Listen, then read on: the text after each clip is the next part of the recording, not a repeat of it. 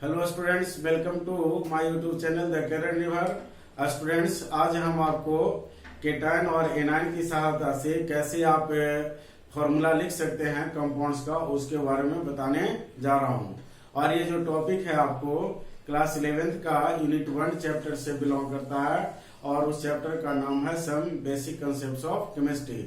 तो स्टूडेंट्स, आज हम लोग देखते हैं केटायन और एनायन की सहायता से कैसे हम केमिकल फॉर्मूला लिख सकते हैं कंपाउंड का। तो इसके लिए केटायन और एनायंस के एग्जांपल्स आपको याद रखने होंगे, जो मैंने पिछले 2 वीडियो में डिस्कस किया है। उसको आप प्लेलिस्ट में जाकर देख सकते हैं, समझ सकते हैं। तो स्टूडेंट्स, हम लोग देखते हैं क्रिस क्रॉस रूल में होता क्या है। जैसे मान लीजिए कि ये केटायन है और ये एनायन है। तो ये जो केटायन है, देखें इसमें ए एक एलिमेंट है जिसके एटम पर X पॉजिटिव चार्ज है और B दूसरा एलिमेंट है जिसके एटम पे Y नेगेटिव चार्ज है। तो हम लोग क्या करते हैं कि ए का जो चार्ज है, जितनी संख्या है उसको हम लोग नीचे लिख देते हैं। तो यहाँ पर X लिख दिया नीचे, ये X संख्या को रिप्रेजेंट कर रहा है और ये जो Y है B पर जो नेगेटिव चार्ज है उसकी संख्या है। अब क्या करते हैं कि A के जो नीचे X लिखे और B के नीचे जो Y लिखे, उसको हम लोग तिरछा तिरछी गुना कर देते हैं। इसी को क्रिस क्रॉस कहते हैं। तो जब गुना कर देंगे तो A के साथ Y चला जाएगा और B के साथ X चला जाएगा और फॉर्मूला आपको होगा A/BX। स्टूडेंट्स, यही आपका सिंपल सा रूल है इसका। अब इस रूल की सहायता से आप क्या कर सकते हो कि एग्जाम्पल समझ सकते हो। कुछ एग्जाम्पल देकर मैं आपको समझा दे रहा हूं कि कैसे आप समझ सकते हैं ये आपका केमिकल फॉर्मूला कंपाउंड को लिखने का। तो देखिए, जैसे मान लिया जाए कि एक हम सिंपल कंपाउंड लिए सोडियम क्लोराइड। तो आपको देखना होगा कि ये जो सोडियम है, अगर ये आयन की फॉर्म रहेगा तो इस पर आपको चार्ज होगा, सोडियम पर +1 चार्ज होगा और ये जो क्लोराइड है इसमें क्या होता है Cl और इस पर एक नेगेटिव चार्ज होता है। अब देखें, सोडियम पर जो चार्ज है 1 है और Cl पर भी चार्ज 1 है। दोनों को तिरछा तिरछे आप मल्टीप्लाई कर दें और मल्टीप्लाई करने पर आप देखेंगे कि Na के साथ भी 1 आएगा, Cl माइनस के साथ भी 1 आएगा। तो हम लोग सिंपली इसको लिख देंगे NaCl और एक पॉजिटिव और नेगेटिव, ये दोनों मिलकर ये कंपाउंड को न्यूट्रल बना दिया, इस पर कोई चार्ज नहीं होगा। और तिरछा तिरछी यहाँ गुना जो किया जाता है फॉर्मूला लिखने में, केटायन एनायन की संख्या को बराबर करने के लिए, और केटायन एनायन की संख्या जब बराबर हो जाएगी तो कंपाउंड न्यूट्रल हो जाएगा। तो देखते हैं हम लोग दूसरा एग्जाम्पल आपको मैं बता दूं। जैसे मान लिया जाए कि मैंने यहाँ लिखा क्यूप्रस क्लोराइड। तो क्यूप्रस क्लोराइड अगर हम लिखते हैं तो क्यूप्रस में Cu+ होता है क्यूप्रस का और क्लोराइड का Cl-। अब देखिए, इसका आपका एक चार्ज है, इसका भी एक चार्ज है। तो फॉर्मूला आप इसको लिख सकते हैं CuCl। तो स्टूडेंट्स, नेक्स्ट हम लोग देखते हैं आपको क्यूप्रिक क्लोराइड। तो क्यूप्रिक क्लोराइड में अगर आप देखें तो देखेंगे यहाँ पर कि क्यूप्रिक का होता है Cu++ और Cl का होता है -1। तो इसका 2 और इसका 1 आप मल्टीप्लाई कर दें तिरछा तिरछी, तो फॉर्मूला हो जाएगा CuCl2। तो नेक्स्ट स्टूडेंट, हम लोग अगला एग्जांपल आपको मैं समझाता हूं। जैसे देखें, मैंने यहाँ लिखा एल्यूमिनियम ऑक्साइड। तो आप जानते हैं कि एल्युमिनियम पे 3 पॉजिटिव चार्ज होता है और ऑक्साइड जो है आयन, इसमें ऑक्सीजन पर 2 नेगेटिव चार्ज होता है। अब देखिए, इसका एल्युमिनियम का 3 और ऑक्सीजन का 2। अब इसको आप मल्टीप्लाई कर दें तो फॉर्मूला आपको जो आएगा वो होगा Al2O3। इसी तरह से अगर हम आपको बताएं, आपको जैसे मैं बता रहा हूं एल्यूमिनियम हाइड्रोक्साइड। तो एल्यूमिनियम हाइड्रोक्साइड में आप देखिए, एल्यूमिनियम का होता है Al3+, हाइड्रोक्साइड का होता है OH-। अब आप देखें कि एल्यूमिनियम का 3 और हाइड्रोक्साइड में जो OH होता है इस पर नेगेटिव चार्ज, तो इसका 1 हो गया। अब इसको तिरछा तिरछी आप गुना करेंगे तो AlOH, अगर इसके बगल में हम 3 लिखते हैं तो वो केवल H को रिप्रेजेंट करेगा कि H के आइटम 3 है, लेकिन ये ग्रुप ऑफ आइटम्स के रूप में है, इसलिए आप इसको है ना होल में लिखेंगे तो Al हो जाएगा आपको OH होल थ्राइस। तो यहाँ देखें कि ये लिखे, उसके बाद हम लोग स्मॉल ब्रैकेट लिए और इसको थ्राइस कर दिए तो एल्युमिनियम हाइड्रोक्साइड हो गया। अब देखते हैं, जैसे आपसे पूछे मैग्नीशियम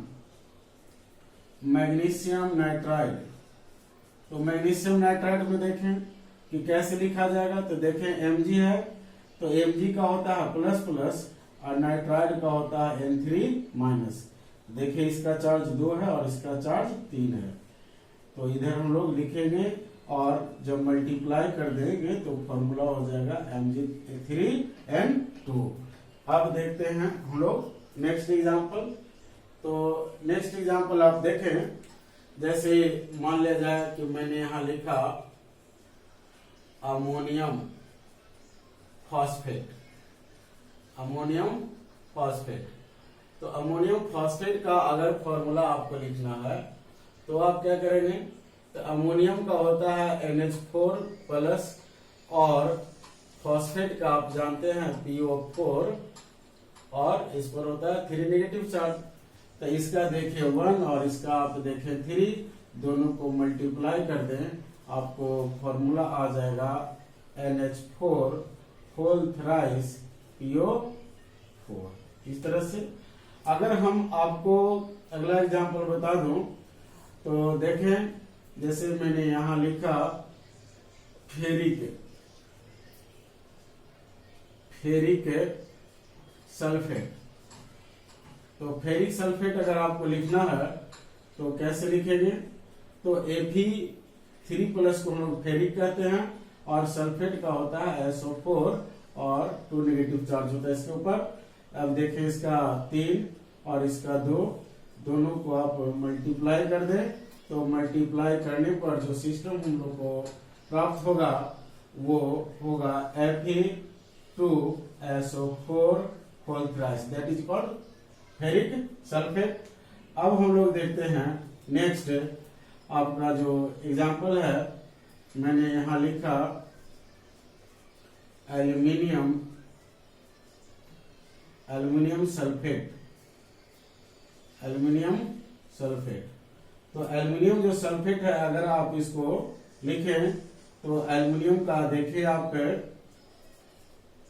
एल्युमिनियम पर होता है 3 पॉजिटिव चार्ज और सल्फेट पर होता है आपको नेगेटिव 2 चार्ज। तो इसका देखें 3 और इसका 2, तो ये आपको फॉर्मूला इसका आ जाएगा, वो होगा Al2SO4 होल थ्राइस। तो स्टूडेंट्स आप यहाँ पर देखें कुछ एग्जांपल्स, जैसे सोडियम क्लोराइड तो NaCl, क्यूप्रस क्लोराइड तो CuCl, क्यूप्रिक क्लोराइड CuCl2 और aluminium oxide Al2O3, aluminium hydroxide AlOH whole thrice, magnesium nitride Mg3N2, ammonium phosphate NH4 whole thrice PO4, ferric sulphate Fe2SO4 whole thrice, aluminium sulphate आपको Al2SO4 whole thrice. तो यहाँ जो आप कुछ example देखे तो हम उम्मीद करते हैं कि आपको जो ये क्रिस क्रॉस रूल है इस रूल को आप समझे होंगे और समझकर यहाँ जो मैंने कुछ आपको प्रैक्टिस करवाया है उससे आप जरूर समझ जाएंगे। और कुछ एग्जांपल आपको मैं और बता दे रहा हूं, जैसे आप देखें नेक्स्ट एग्जांपल जैसे भी आप देखेंगे, जैसे मैंने लिखा फेरस ऑक्साइड, तो इस केस में आप क्या करेंगे फेरस ऑक्साइड। तो फेरस में देखें कि ये जो है आपको Fe और Fe पर 2 पॉजिटिव चार्ज होता है तो इसको नाम देते हैं हम लोग फेरस। और ऑक्साइड देखें आप, तो ऑक्साइड का होता है O2-। अब देखिए इसका भी 2 पॉजिटिव चार्ज, इसका भी 2 पॉजिटिव चार्ज है, तो या तो आप यहीं पर इसको काट कर रेशियो 1 कर दें और नहीं तो आप इस तरह से इसको मल्टीप्लाई कर दें तो ये आपका हो जाएगा Fe2O2। फिर इसको आप कैंसिल कर दें, सिंपल रेशियो ले लें और इसको हम लोग लिख देंगे FeO। इसी तरह से अगर मैं आपको बताऊं एस्टैनिक ऑक्साइड, तो एस्टैनिक ऑक्साइड में देखें ये आपका है Sn, इस पर होता है 4 पॉजिटिव चार्ज और ऑक्साइड का हो गया 2 नेगेटिव चार्ज, तो इसका 4 और इसका 2, इसको आप मल्टीप्लाई कर देंगे तो आप इधर लिखेंगे Sn2 और इधर हो जाएगा O4, इसको आप काट दें तो सिंपल जो रेशियो इसका होगा वो होगा SnO2। तो ये हो गया आपका एस्टैनिक ऑक्साइड। अब जैसे देखें, मान लिया जाए कि हम यहाँ लिखते हैं अमोनियम साइनेट। अमोनियम साइनेट आपको लिखना है तो कैसे लिखेंगे, तो अमोनियम का हो गया NH4 प्लस और साइनेट का होता है CnO माइनस। अब देखिए दोनों का जो चार्ज है वो एक एक है, इसलिए इसको हम लोग सिंपली लिखेंगे NH4CnO। अब देखिए नेक्स्ट एग्जांपल, जैसे मैंने यहां लिखा सोडियम एजाइड। तो सोडियम का सिंबल होता है Na प्लस और एजाइड का होता है N3 और ऊपर में एक नेगेटिव चार्ज। तो इसका देखिए वैल्यू 1 और इसका 1। तो इस कंडीशन में आपको जो यहाँ फॉर्मूला बनेगा वह आपको हो जाएगा NaN3। तो इस तरह से आपने एग्जाम्पल्स देखा, और भी एग्जाम्पल मैं आपको बता देता हूं। जैसे अभी तक जो आप एग्जाम्पल देखे उन एग्जाम्पल्स के द्वारा आप बहुत सारी बातों को समझ पाए होंगे। नेक्स्ट जो हम एग्जाम्पल देते हैं कुछ उसको आप देखेंगे और उसके बाद आपको ये जो फॉर्मूला लिखने के लिए सिखा रहा हूं उसको आप समझकर अपने आप खुद प्रैक्टिस करेंगे बहुत सारे केटायंस एनायंस को जोड़कर, तो आप फॉर्मूला लिखना आराम से सीख जाएंगे। अब देखते हैं, जैसे मैं यहाँ लिख रहा हूं, जैसे मैंने यहाँ लिखा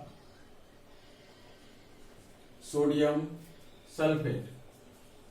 तो सोडियम सल्फेट आपको लिखना है तो कैसे लिखेंगे, तो देखें यहाँ सोडियम का होता है प्लस और सल्फेट का होता है SO4, ऊपर में 2 माइनस, तो इसका 1 और इसका 2 आप मल्टीप्लाई कर दें हो जाएगा Na2SO4।